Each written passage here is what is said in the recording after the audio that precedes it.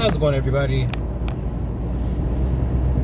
I have a small message.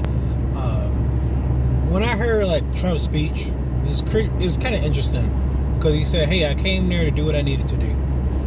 Now, I don't know if I ever revealed this, but I have voted for Trump, and I didn't vote for him because I had this sense of American exceptionalism, or that I think America is the greatest country on earth. I don't really think any of those things.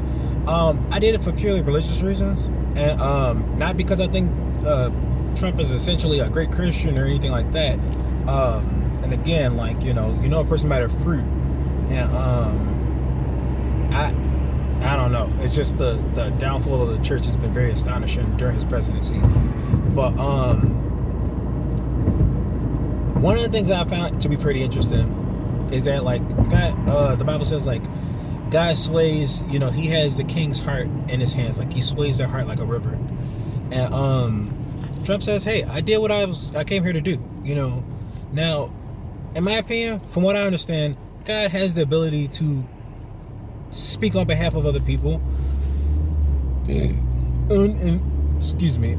And if you've seen the other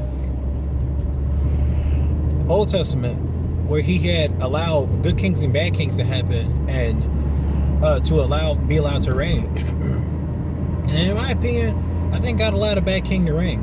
You can see it from the collective exhale that people have had about Trump, and they've just been "Wow, man, I'm just wow, we're just surprised that he's finished, or at least not finished, but he's out of the office now." And again, I think that God allowed him to come into the presidency because to reveal who we were as Americans, the true American spirit, which is essentially Donald Trump embodies the American spirit, and that American spirit isn't always great. It's not always good. It's not always positive. It values money, and it's not the fact that money it's not to say that money's bad. Money's good and can be used for a good tool, but I feel like it reminds me, it's reminiscent of the Laodicean church, where they say that they're rich, but they're poor, blind, and wretched. And then they were, from what I understand, to be a very wealthy place. Now, I could be wrong. I'm not trying to make equal parallels there, but I do find it interesting. And Donald Trump was a rich person speaking on behalf of non-rich people, and I'm I don't know how that works, I do agree with the fact of Proverbs, where it does speaks about being wise, being smart, staying in your own lane, not getting into other people's business,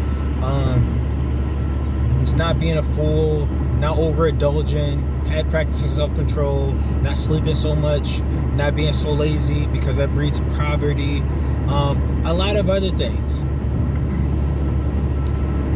And I like to think the wealthy breeds more wealthy. So if you have kids and you're wealthy, your best interest is to care for your children, right? Even Jesus said, "Even you who are evil, care for your children." Give good gifts to your children. So I'm it makes perfect sense if you are your parent and you have healthy stability, that you care for your children. You don't want your children to starve. You wouldn't give your kid if somebody asks for bread or loaf, you wouldn't give them a snake, or give them a stone. You wouldn't give them something that would harm them. You would give them things that would help them. And I keep feeling that's it.